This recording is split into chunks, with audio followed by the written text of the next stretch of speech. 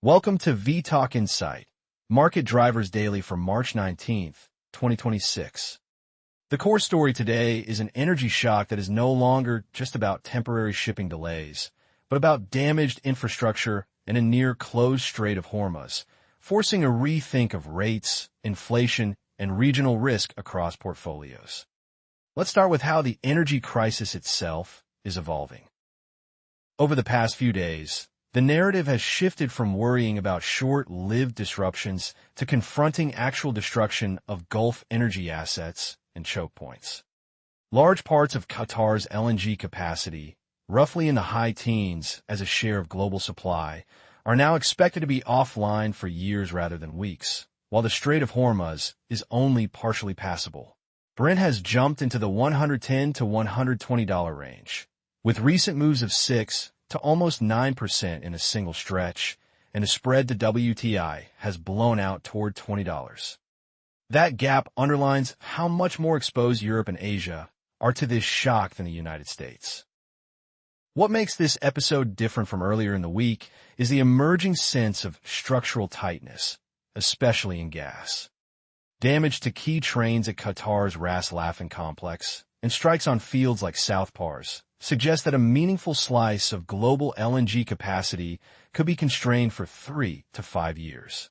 At the same time, Gulf oil producers are shutting in close to 10 million barrels per day because storage is full, and restarting those wells is a slow, technical process.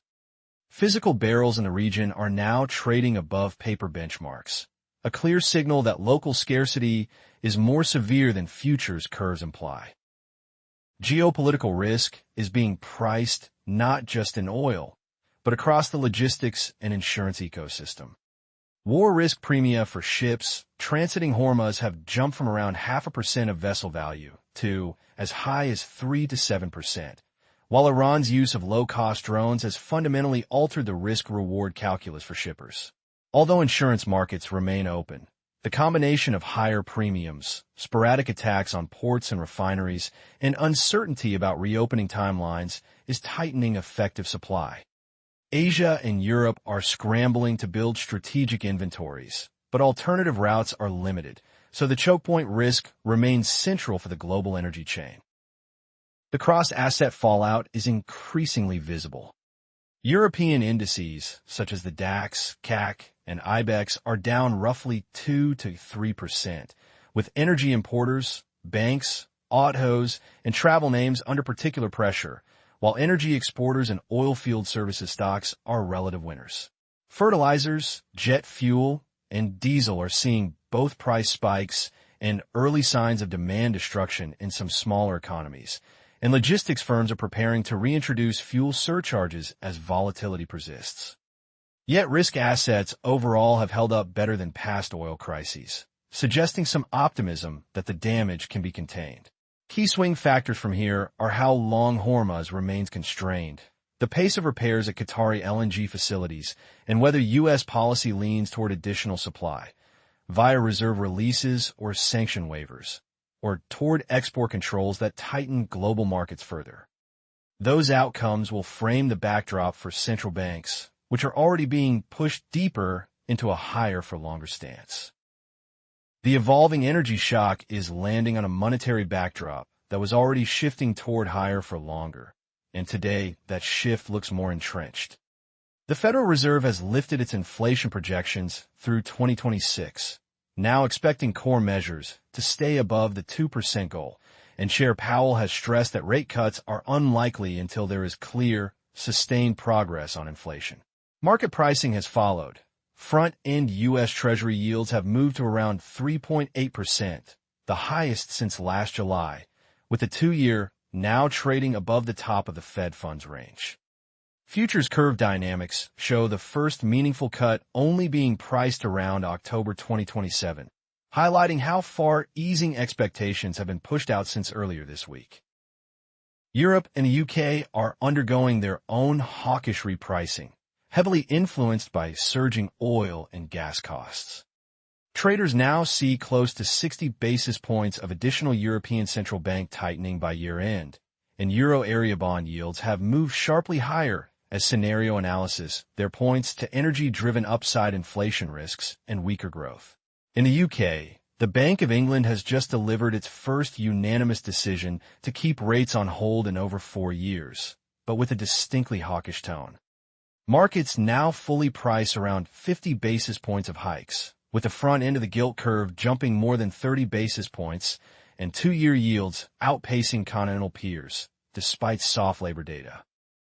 These rate moves are feeding back into risk assets.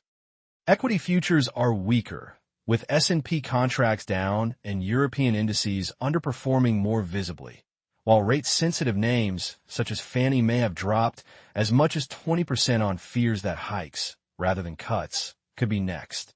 Gold and industrial metals have also sold off, with some miners down double digits, as higher real yields and tighter financial conditions challenge prior momentum trades. At the same time, European banks are lagging amid worries that a mix of higher rates and weaker growth could revive credit stress, especially if recession risks, which markets may still be underestimating, start to rise. There is, however, an important counterpoint. Central banks are emphasizing data dependence and scenario analysis rather than pre-committing to an aggressive hiking path, mindful of the risk of tightening into what is still, at root, a supply-driven shock. Longer-term inflation expectations remain broadly anchored. Some forecasts still see 10-year U.S. yields drifting below 4% by year-end, and officials acknowledge two-sided risks to both inflation and employment. The U.S. labor market, with jobless claims around 205,000 and business surveys showing resilience, gives them some room to wait and observe. From a macro perspective, the key watch points are near-term inflation readings, especially core PCE and headline CPI, market-based break-evens, and any change in tone from the Fed, ECB, or Bank of England if expectations start to drift. Those inflation dynamics are now the hinge between a prolonged pause and a renewed tightening phase. Inflation, which had been cooling, is now clearly re-accelerating as the energy shock ripples through the system.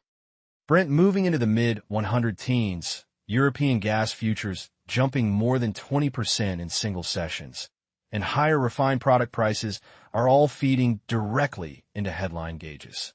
Forecasts now point to a March Consumer Price Index print close to a 1% monthly rise, pushing year-over-year inflation back above 3%, with April potentially climbing toward 3.6%.